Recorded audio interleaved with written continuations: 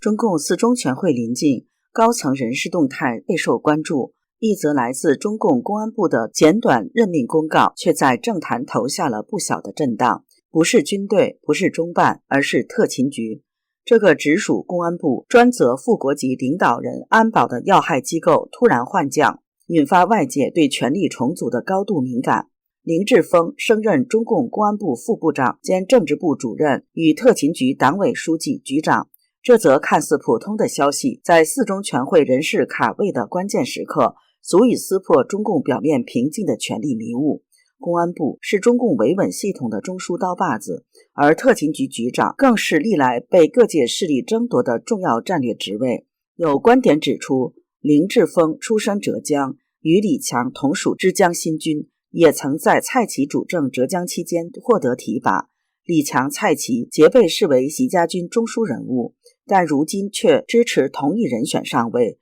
这到底是习家军内部的协作，还是隐藏着分裂与重新洗牌的暗流？在习近平权力核心被频频质疑的当下，这场特勤系统的人事变动，会不会只是权力重构的冰山一角？这里是大时局要闻透视，我是王潇。中共国务院21号任免国家工作人员，其中任命中共公安部党委委员、政治部主任林志峰为公安部副部长。而在公安部网站更新资料显示，林志峰现任中共公安部党委委员、副部长、政治部主任兼特勤局党委书记、局长。而前任中共公安部副部长兼特勤局党委书记、局长王志忠已调任副部长兼国家移民管理局党组书记、局长。现年56岁的林志峰是浙江富阳人，长期在浙江任职，曾任中共绍兴市公安局局长、政法委书记、浙江省应急管理厅厅长、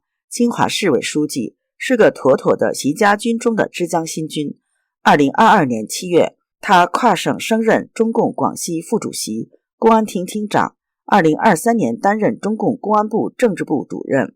一位自称是李强问题专家的前银行高管尹科，早在2个月前就曾断言，时任中共公安部政治部主任的林志峰即将晋升为公安部副部长，并兼任公安部特勤局局长。随后他上个月再爆料，声称是中共国务院总理李强亲自插手了林志峰的任命，并且罕见地得到了中共中央办公厅主任蔡奇的支持。李强支持林志峰，这好理解，因为他们同是之江新军，同在浙江为官，都有交集。那么为什么作为习家军的闽江新军的蔡奇也会支持他呢？原来蔡奇2007至2010年任中共杭州市委副书记、市长期间，林志峰是杭州下属的淳安县委副书记、县长。蔡奇2010年至2013年掌浙江省委组织部期间，林志峰获得提拔，升任淳安县委书记。而被替换下来的原特勤局局长王志忠是中共公安部长王小洪的心腹。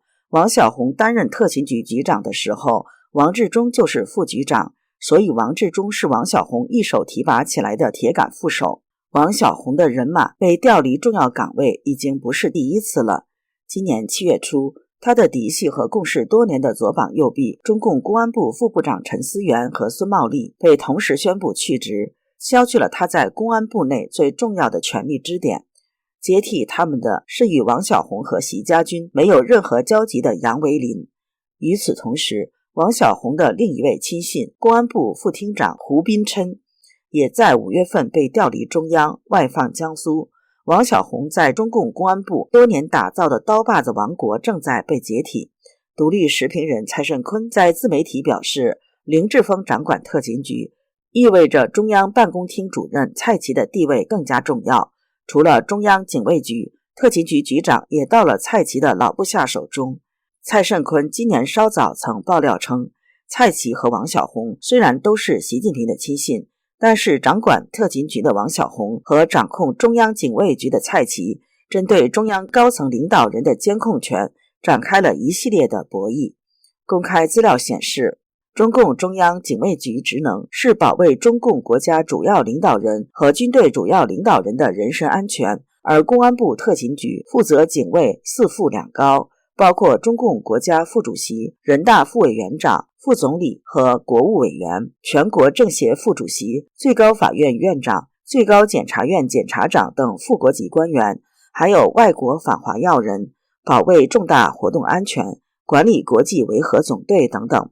王小红一进入到公安部，就着手打造特勤局。特勤局说是保卫，其实也是监控中共高层领导人的重要的一个部门。不仅是在北京的这些领导人，还通过各个省的警卫局，又监控了副部级以上的官员。这个特勤局局长的位置非常重要。直到2023年7月，王小红一直兼任特勤局局长。蔡胜坤指出，有一段时间习近平不信任中央警卫局，尤其是中央警卫局局长王少军非常离奇的去世之后，中央警卫局进行了大清洗，担任中共国家领导人的监视工作的任务就落到了特勤局的手上。所以现在林志峰接任特勤局局长一职，在公安部已经处于非常有利的地位，而且他比王小红年轻10岁，极占优势。时评人张天亮在自媒体分析，特勤局是一个类似于东厂的特务机构，林志峰掌管特勤局，意味着他拿捏了很多副国级官员的秘密，而林志峰是蔡奇栽培的下一代人马。公安部特勤局和中央警卫局的控制权在蔡奇手上，说明蔡的权力非常稳固，所以要动摇习近平的地位很困难。而靖远开讲主持人唐靖远不以为然，他指出，特勤局负责副国级的领导人的安保，而蔡奇领导的中央警卫局是负责正国级的安保。现在蔡奇的马仔林志峰来替换了王小红的马仔，实际上形成了蔡奇完全掌控了整个高层安保的大权，无论正国级还是副国级。那么现在蔡奇还是习近平的铁杆心腹吗？恐怕就不一定了。大家都看到，蔡奇已经连续2次缺席习近平外出调研考察，他甚至和张又侠是一起风风光光的在北京去纪念7·7事变，对比习近平形单影只的在山西去参观百团大战的纪念馆，同一天发生。而张又侠去出席7·7事变的纪念仪式，他本旨其实是冲着蔡奇去的，并不是冲着仪式去的，目的就是给蔡奇背书，宣告蔡奇和张又侠是一条船上的人，所以可以说蔡奇已经跳船了。中共20大后，习近平大权独揽，其他派系相继出局，但也因此让习家军内部的矛盾无可回避。当外敌暂时沉寂，内部博弈反而愈演愈烈，斗的基因从未远离红墙。中共4中全会前，公安特勤系统这场关键换将，是巩固，是分裂，还是新一轮洗牌的序幕？这场红墙内斗的下一幕，你怎么看？欢迎在留言区留下您的观点。这里是大时局要闻透视，感谢你的陪伴与思考，请订阅分享并打开小铃铛，一起在动荡中坚守真相，在黑暗中点燃希望。